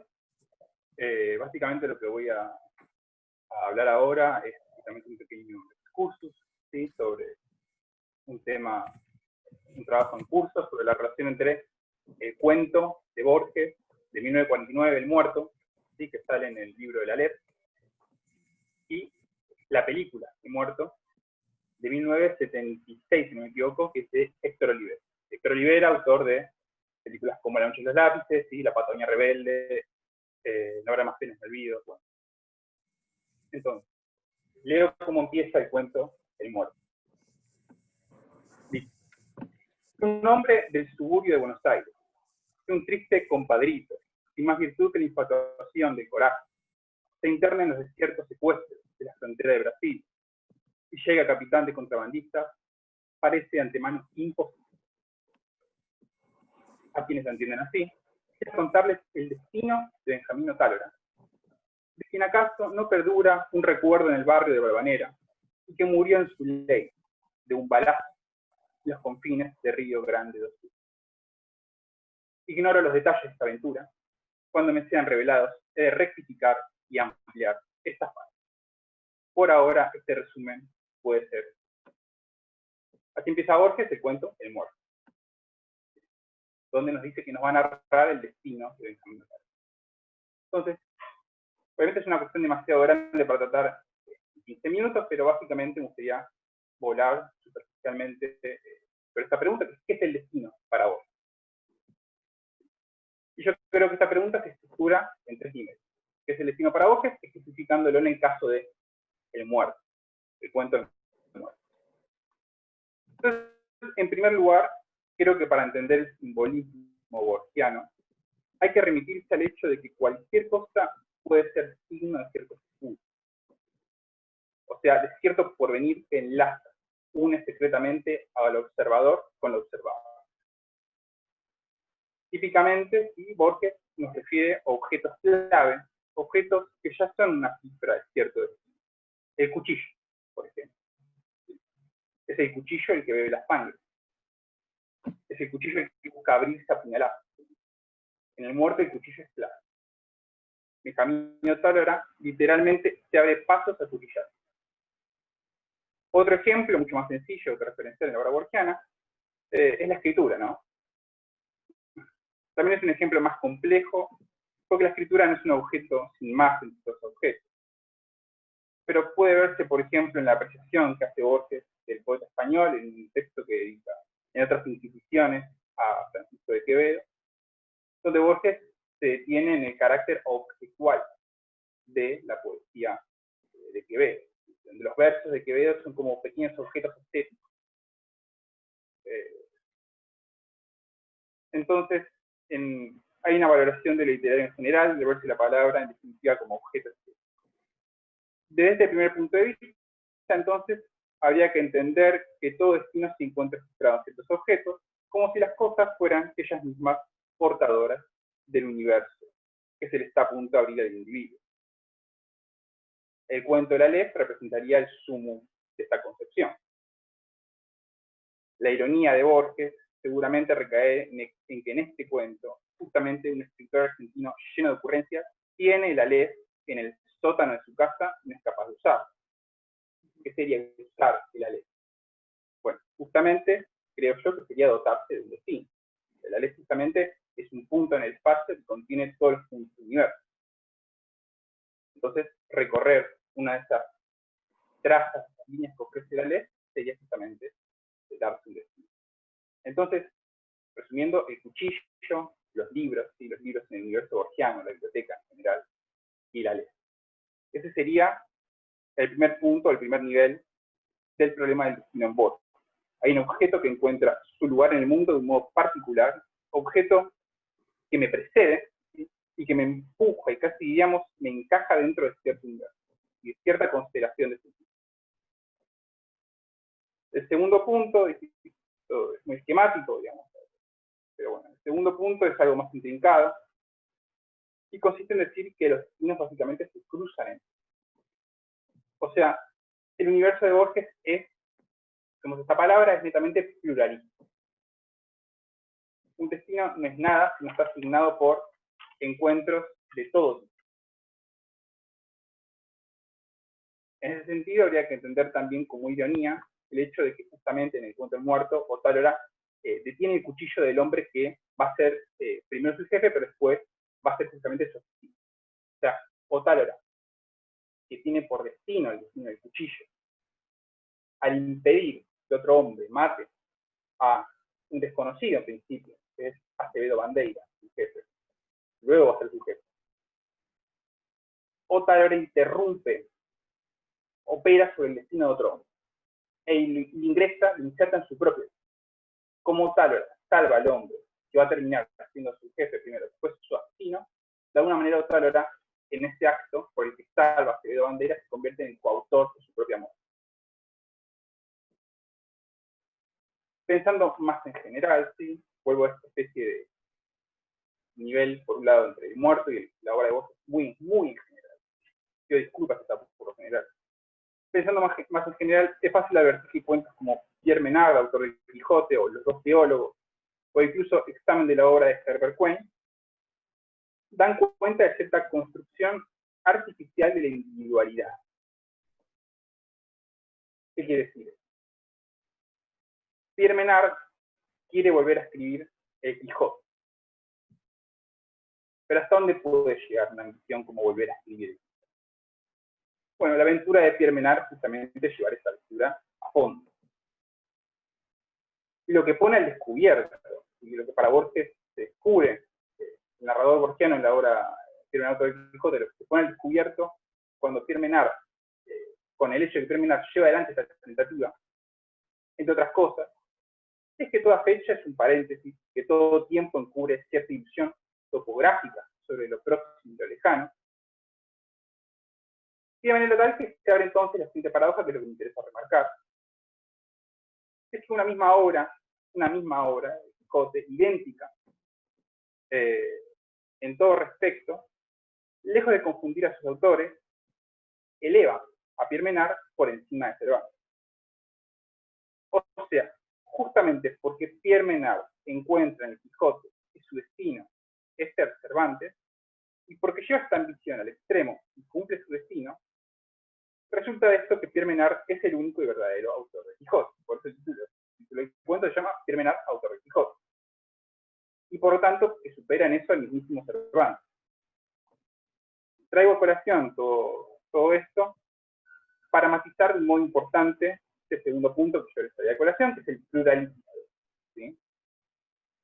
El universo borgiano en principio es un universo pluralista, pero es un universo pluralista donde todo destino cumple un rol especular. ¿Sí? Recordemos, aunque sea como punto anecdótico, pero recordemos que Borges hablaba mucho de su terror a los espejos, más allá de las famosas simetrías en la obra. O sea, lo que vemos en nuestro destino, ¿sí? Literalmente para Borges, es la suerte de otro hombre, de otra mujer, que ya fuimos o todavía nosotros. Voy a aclarar un poco esto, pero en principio es un pluralismo salvaje, un pluralismo regulado por simetrías y reflejos especulares. Digo que es un pluralismo salvaje, porque bueno, repitiendo el primer punto, hay un objeto simbólico, es un objeto clave que afecciona al destino. Y hay un segundo punto que es el objeto clave de alguna manera que me confronta a un otro. Por eso es salvaje.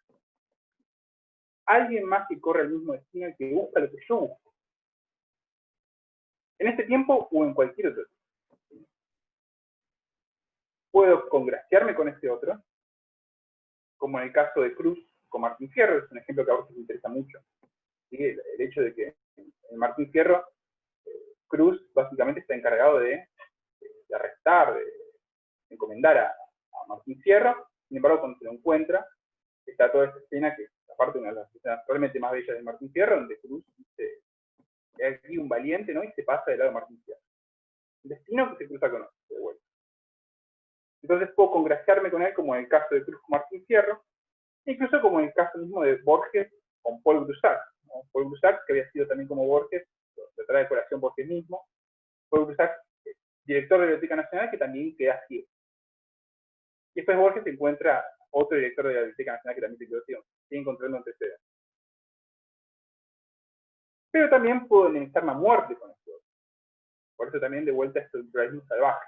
Es el caso, típicamente, está expresado en El jardín de los senderos que se bifurcan, bueno, donde, esto es un poco intricada para reponerla simplemente, pero donde básicamente el encuentro con este otro lleva básicamente a una confrontación, a una aniquilación literalmente.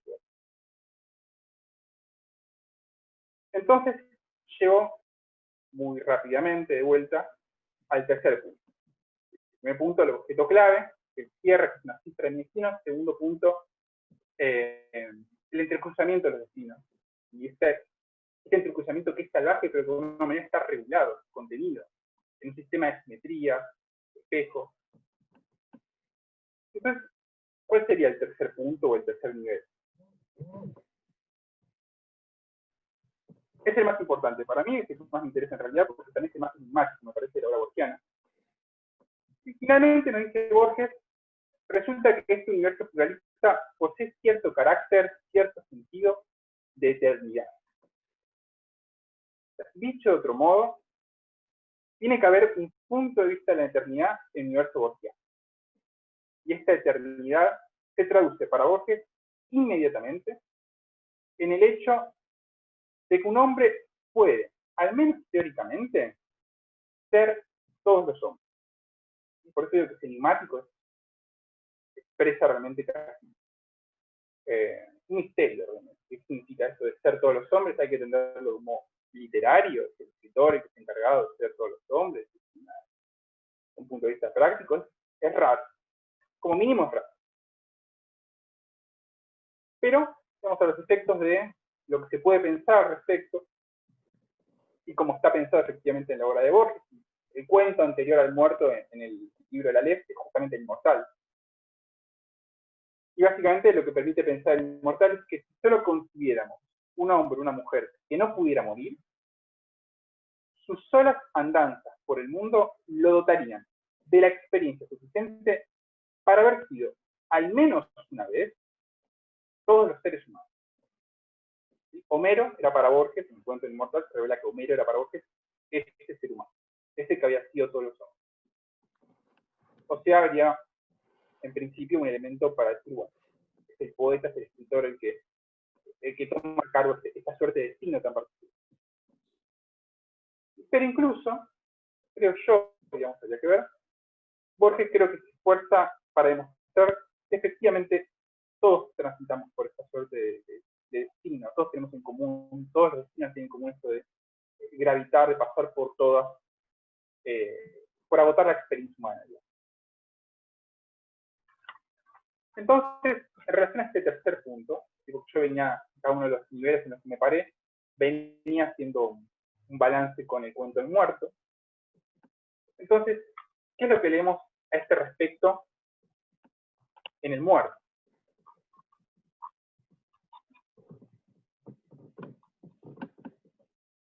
En realidad, sí, todo pasa como si el cuento se quedara en el segundo nivel. sea, nada nos dice Borges en este cuento sobre una especie de eternidad, está muy lejos de eso. Tenemos un hombre como Otálora, ¿sí?, que experimenta el nivel primario del objeto clave, que es el cuchillo. Y que después se envuelve en este destino ligado a la vida del gaucho, esta vida que él busca acatar con todas sus fuerzas, y que lo enemista con el hombre que se convirtió en su protector. Otálora muere. La historia no nos dice mucho más.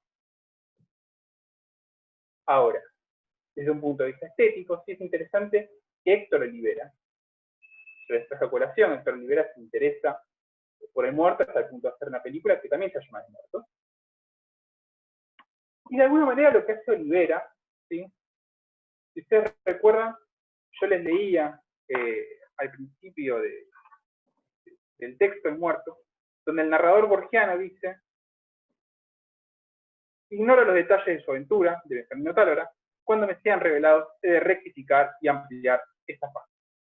Entonces, me parece que el procedimiento de Héctor Olivera, digamos, no por eso es menos original. Es interesante lo que hace, porque básicamente incurre en esta especie de ampliación, de corrección, incluso de rectificación, de lo que el narrador borgiano no cuenta, no narra. ¿Sí? Olivera amplía nuestro campo de visión, este cuento, y nos muestra que ese universo en el que se introdujo Otálora, ese universo de la gauchesca,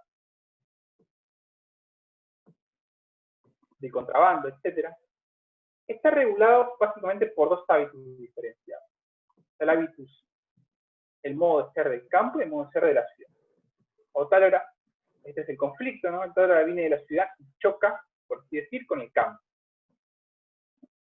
O sea, básicamente lo que nos da la película es el rostro del personaje, su faceta individualista y utilitarista, propia de la ciudad, y que ya se puede leer en el cuento, con el cual, de nuevo, Otálora choca con este hábito del campo que es diferente.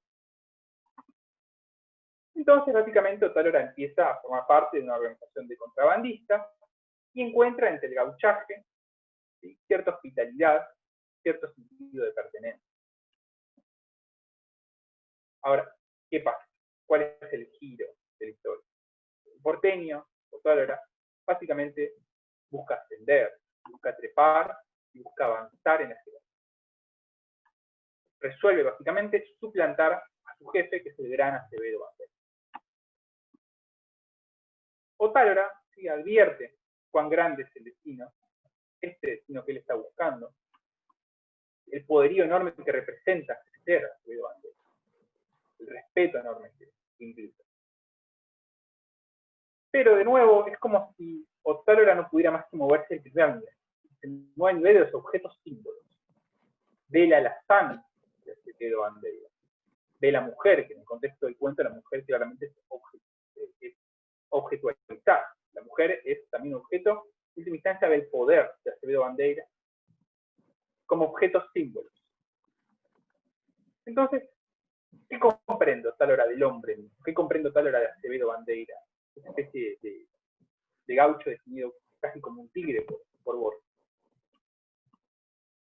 Para Otálora, Acevedo es un pobre viejo, ¿sí?, que quedó en el mando accidentalmente, casi por inercia, que debería empezar a dejar lugar a que otros hacían.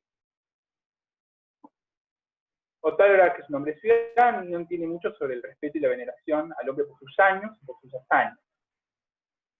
Sobre todo, ¿sí?, Otálora no sospecha el enorme poder que tiene Acevedo sobre él. En esta historia, que en última instancia es una historia muy curiosa, porque es una historia finalmente que es de simulación y suplantación. Justamente, el poder del jefe de Acevedo es diseñar el destino de su adversario. Llevar a Otálora, secretamente, a una trampa, de manera tal que sea Otálora el que se lleve a sí mismo, que él lleve por sus solas fuerzas a esta trampa. ¿Sí? En ese sentido, me permito notar la singularidad del laberinto que nos propone Borges en este cuento, y que Olivera creo yo que retoma. Pensamos, por ejemplo, en otros cuentos de Borges, como La muerte y la brújula, o El jardín de los senderos que se bifurcan, donde los laberintos están presentes, pero son laberintos de simetrías netamente intelectuales.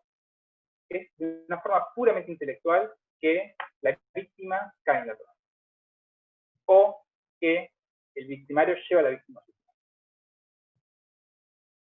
En el muerto, ¿sí?, el destino de Ottálora es un laberinto, pero hecho a la medida de las pulsiones e instintos, ¿sí?, de este, llamémosle, este porteño confabulador.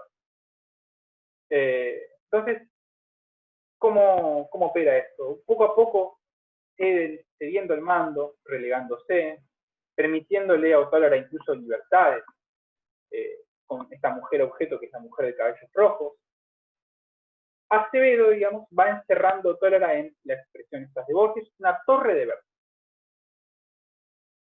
Entonces, ¿cómo lo hace?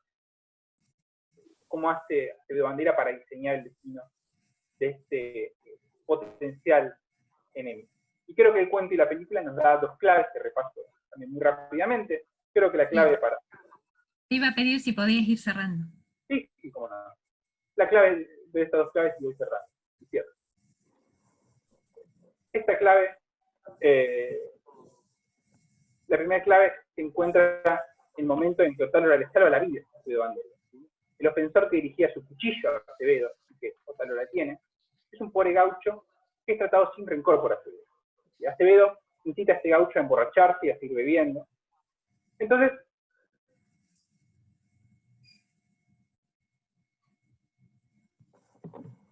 los instintos bárbaros de potencial enemigo, la potencial vida.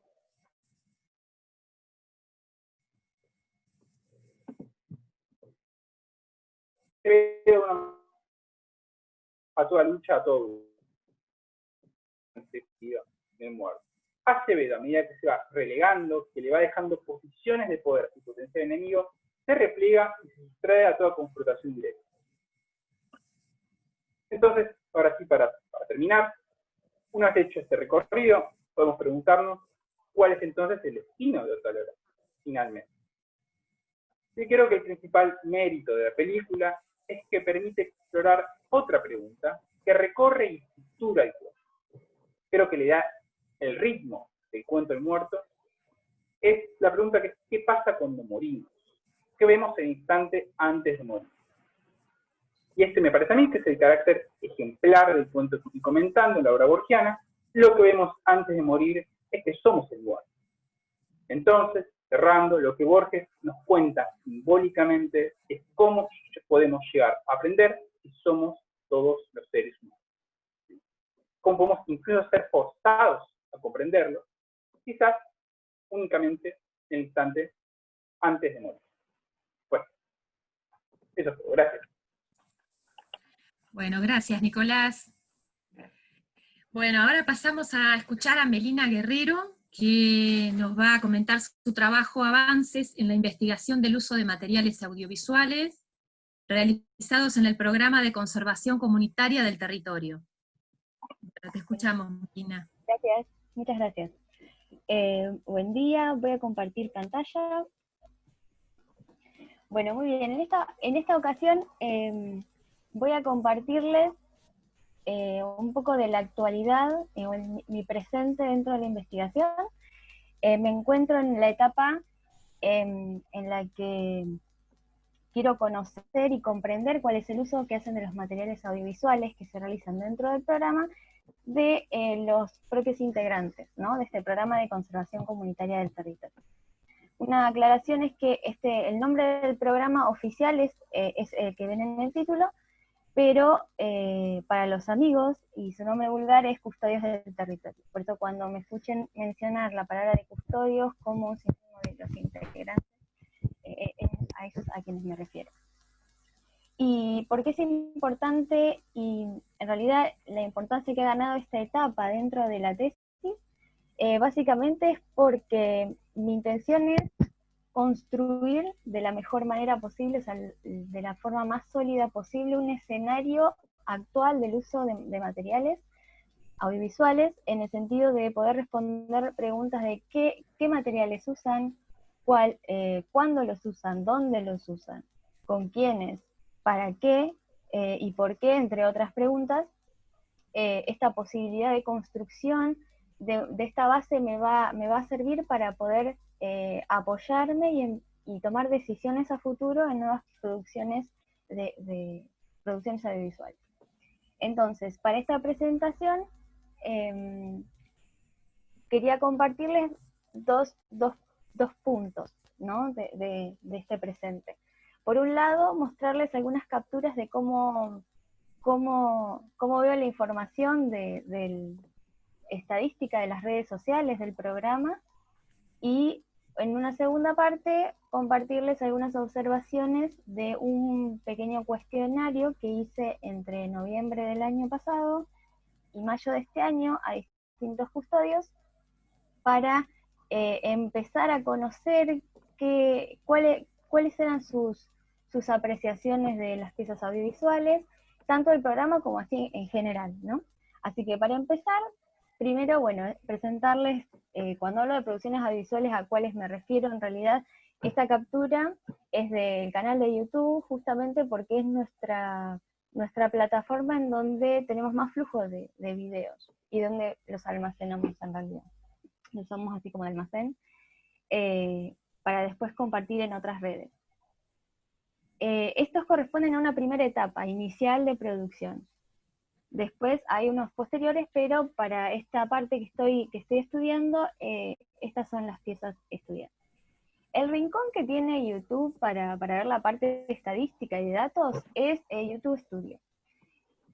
Me interesaba esta captura más que nada por la cuestión de los gráficos y de cómo se visualizan estos datos, que para alguien que no tiene ni siquiera, como yo, mucha experticia, y la verdad es que hasta que no empecé a leer y a meterme en las propias plataformas no sabía que existía esta información y que podía acceder así solamente con el usuario entrando a mi canal. Me parece súper interesante estos puntos, por ejemplo, cuando tenemos esta lectura de ver, bueno, estos picos que son de mayor visualización en el tiempo. Quizás, bueno, es muy necesario en realidad en este caso compararlo con otros instrumentos que me den otra información, porque YouTube solamente me dice cuántas visualizaciones y qué día, pero no sabe qué pasó ese día. Entonces, si yo quiero ir más profundo, tengo que ir como contrastando y comparando con otros instrumentos. Lo que tiene de interesante es que se puede descargar en Excel. Bueno, yo lo descargo en Excel, en realidad, estos datos, porque uno así en el gráfico lo puede ver, pero no se puede hacer zoom sobre esto, como para ver exactamente el día. Sí, si uno se acerca, como esto es una captura no se va a poder ver, pero si yo acerco el cursor me dice qué fecha es. Acá les dejo, estas eran las referencias, porque también podemos verlo por colores, si no lo podemos ver sin. Y es muchísimo el volumen de información, de números, de porcentajes, de cálculos que hace YouTube y que podemos consultar. Otro aspecto dentro de YouTube Studio que me interesaba compartirles tenía que ver con esto de la retención de audiencia, es como el porcentaje de la audiencia que retiene nuestro video. También se nos muestra con una curva, pero si primero leemos los números, que nos dice que una duración media del documental, por ejemplo, que dura 1 hora 15, está en 15 minutos, uno puede decir, bueno, solo se ve un 20% casi del documental. Pero después cuando vamos un poco más en el detalle, vemos que sí, precisamente hay un punto en el que se cae la curva, ¿no? Arranca al 100%, pero los empezamos a perder casi como al minuto, 2 minutos, pero lo que rescato de estos tipos de gráficos es que por lo menos no tocan el 0. Entonces ya me dice que hay como un 20, más o menos, ¿no? Un 20% de mi audiencia que se queda hasta el final. Y esos son como algunos aspectos que uno puede empezar a tomar. Obviamente que esto también se tiene que cruzar, como decía antes, con otras fuentes de información. Pero por lo menos así de manera gráfica se puede ver. Otra de las redes que tenemos es la de Facebook. Y también tiene como esta interfaz al principio, esta ventana que nos presenta datos, números, dibujitos, siempre hay colores, siempre tratan de hacerle atractivo para que uno también a simple vista pueda obtener datos de manera veloz, incluso como para concentrarse en algo.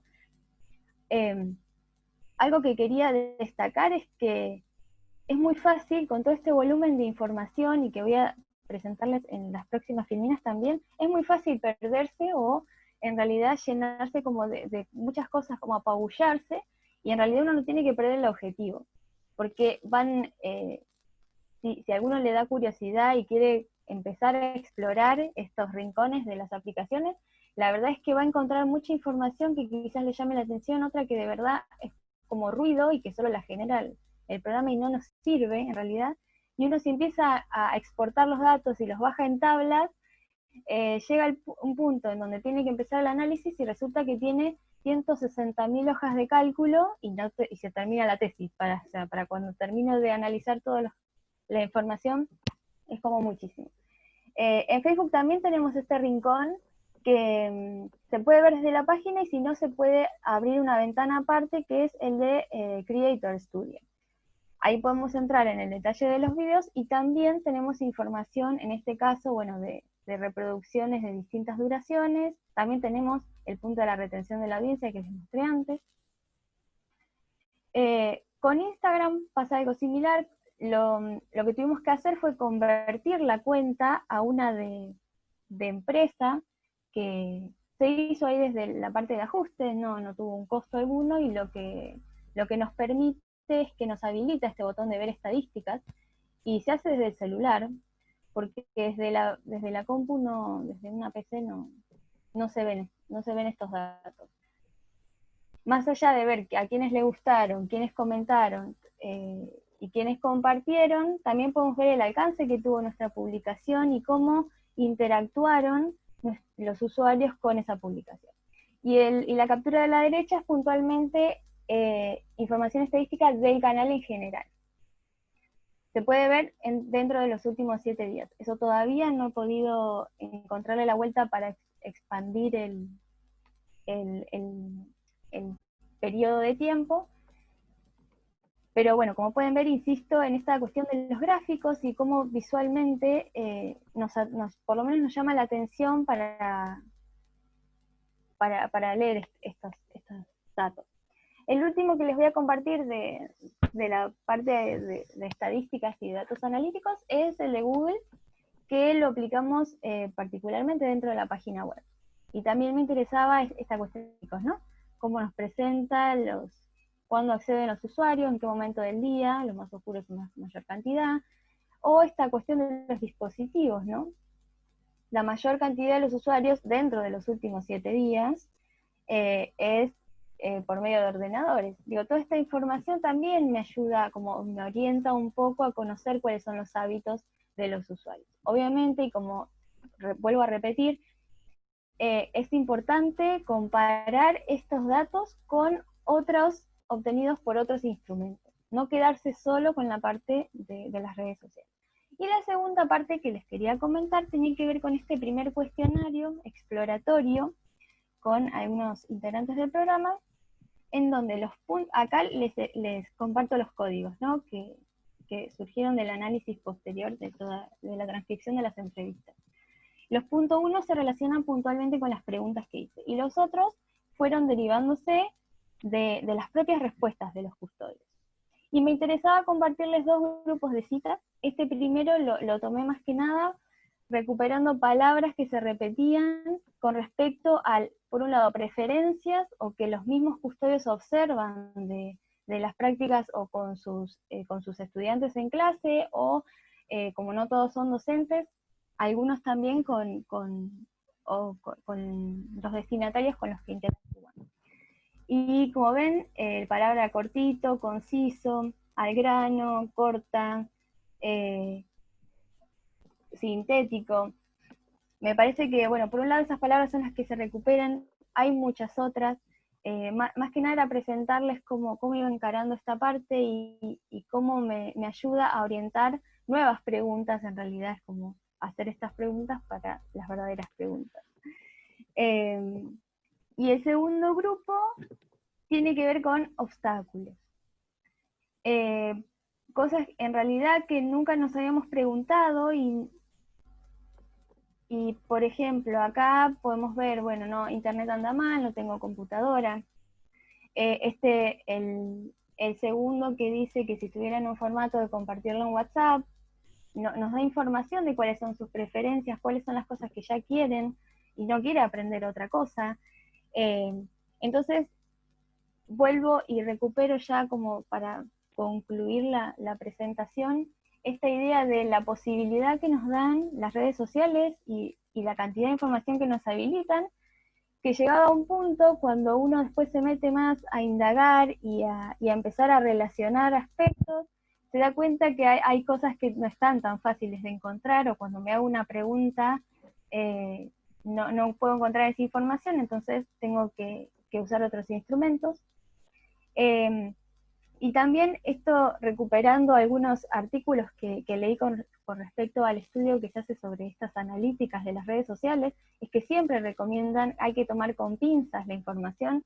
Muchas de las propias aplicaciones dicen que son estimaciones, y por esta razón también es que cruzarlas y compararlas con otros instrumentos como cuestionarios, encuestas, entrevistas en profundidad o grupos focales de discusión, me parece que me van a ayudar a construir de manera más sólida este escenario de que hablaba en un principio. Así que, bueno, muchísimas gracias por su atención. Espero que sigan bien. Gracias. Muy bien, Melina, gracias. Gracias, Lo dejo de Melina. compartir.